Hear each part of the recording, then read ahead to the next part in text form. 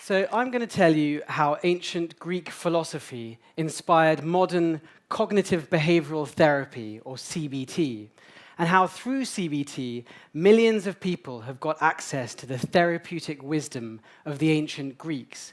We're realizing that philosophy can help us, as Socrates put it, to take care of our souls. So I'm going to begin by telling you my story of how philosophy helped me through the most difficult phase of my life. So when I was a teenager in the mid-1990s, my friends and I were, I guess you could describe us as amateur neuroscientists.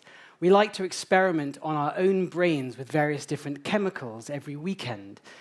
So we began our experiments with marijuana and had some interesting results, and then we moved on to experimenting with LSD, also quite interesting, and eventually we were experimenting with MDMA, amphetamines, ketamine, magic mushrooms, all thrown into our neural chemistry like ingredients into a druid's cauldron.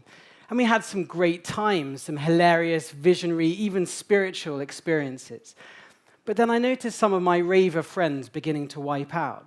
So my best friend had a psychotic breakdown when he was tripping. He was just 16. He was locked up and diagnosed with paranoid schizophrenia.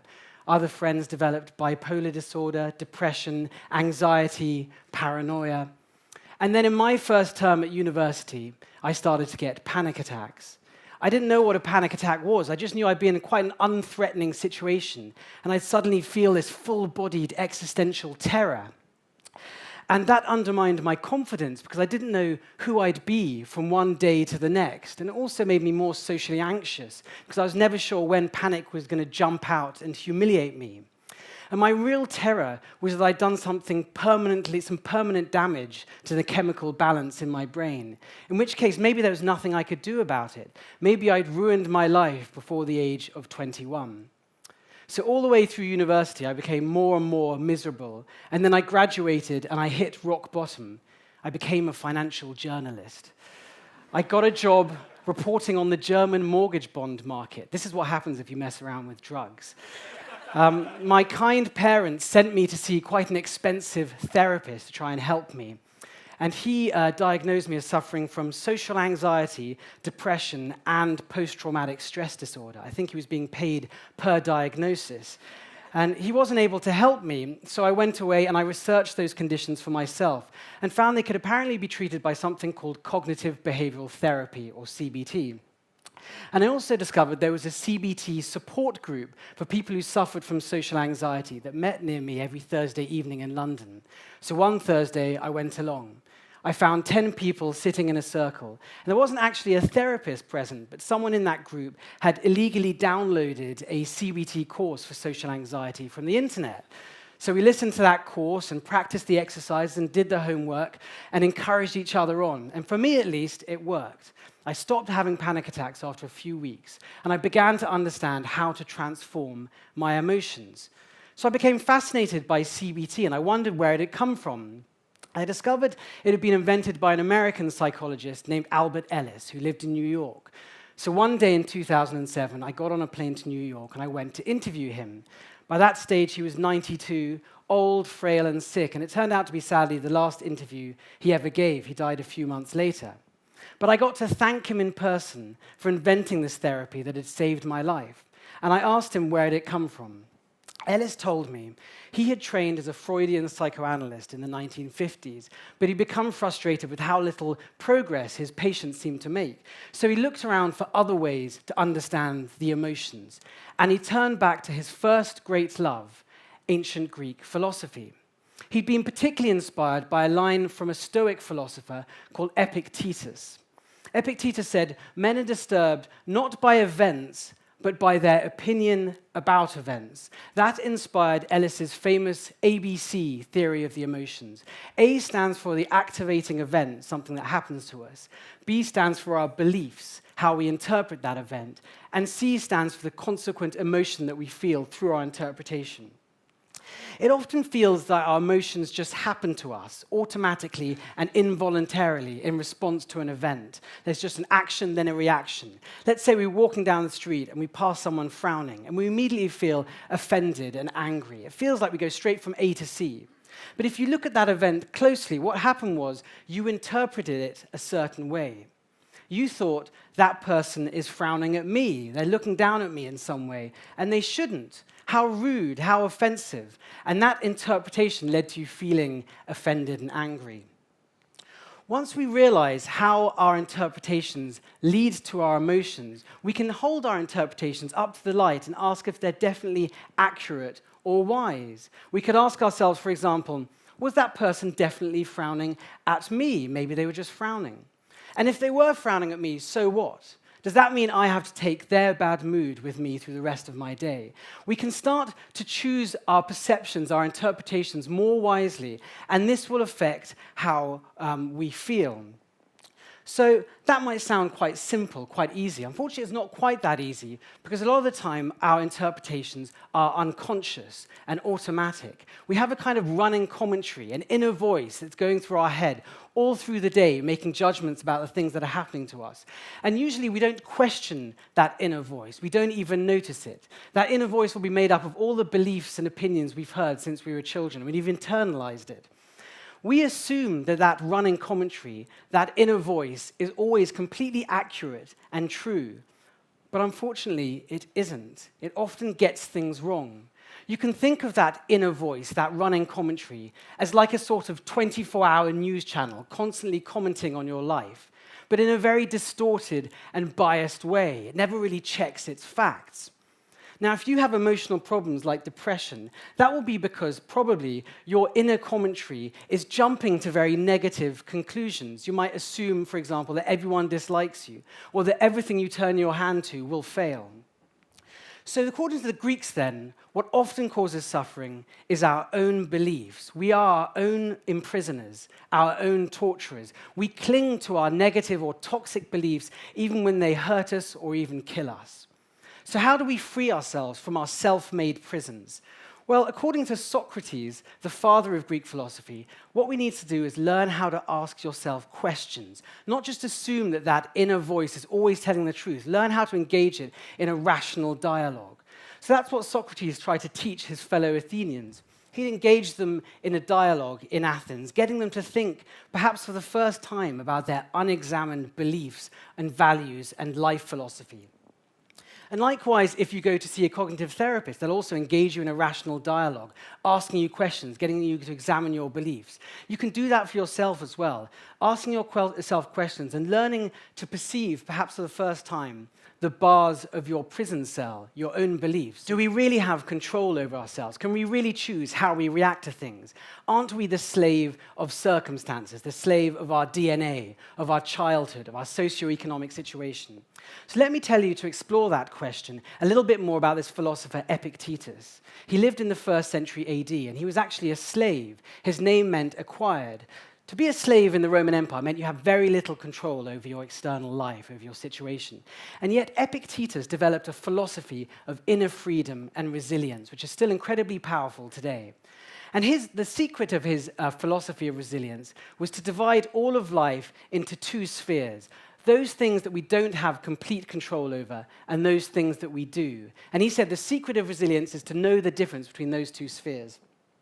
So what don't we have complete control over in life? According to Epictetus, we don't control the weather, the government, the economy. We don't control other people. We have some influence over them, but they remain to some extent out of our control. We don't control our own bodies. We can try and remain healthy, and we should. But we all get injured sometimes. We all get sick. We're all getting older, and we all eventually die.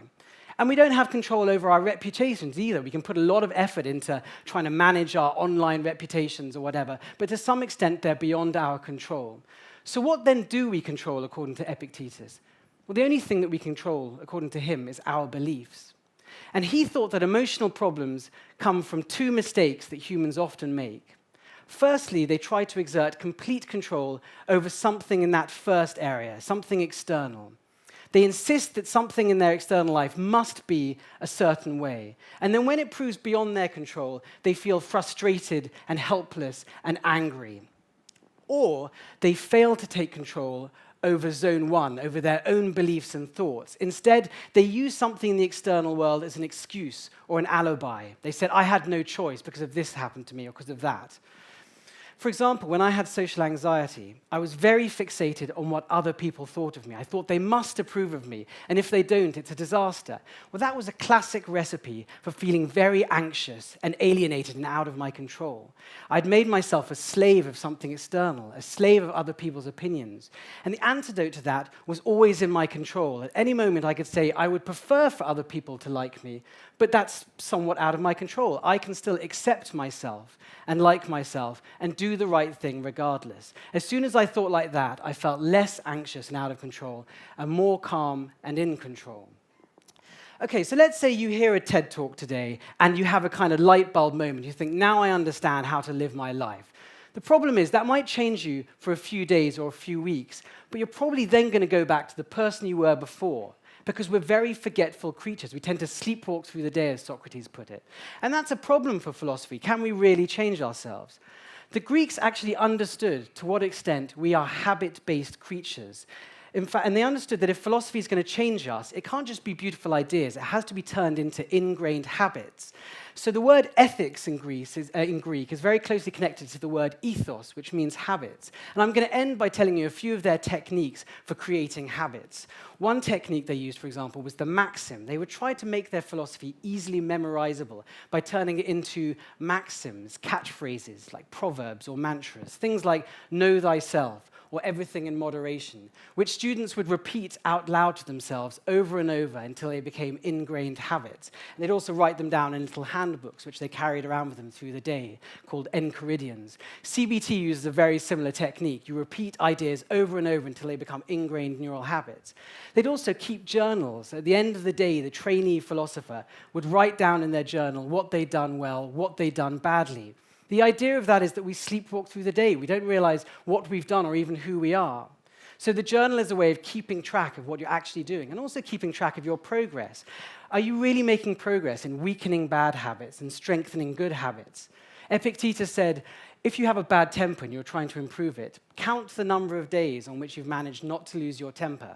And if you get to 30 days, then consider that you're making progress. So CBT uses a very similar technique of the journal. And a third technique the Greeks used was field work.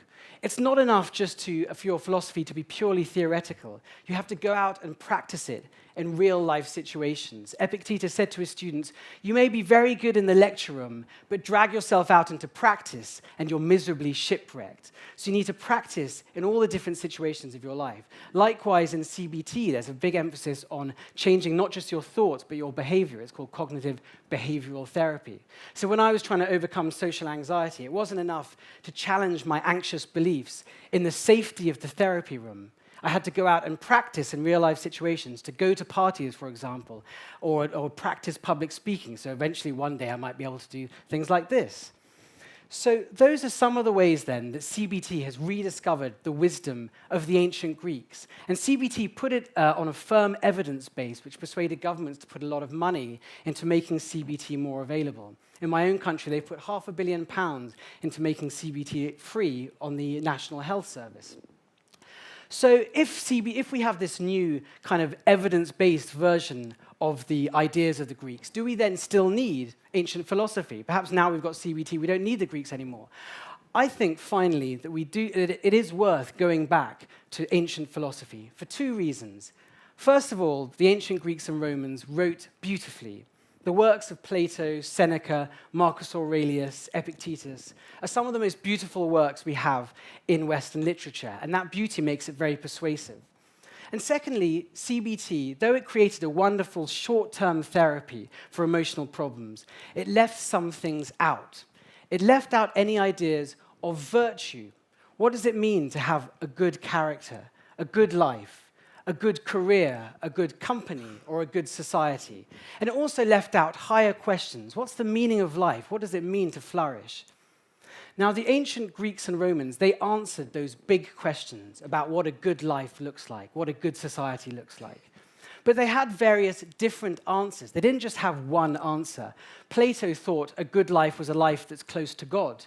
Epicurus thought a good life was a life that was full of happiness here on earth. Aristotle thought a good life was a life very much engaged with your society. So I don't think psychology is ever going to be able to prove one answer to that question of what is a good life. We'll never find one scientific formula.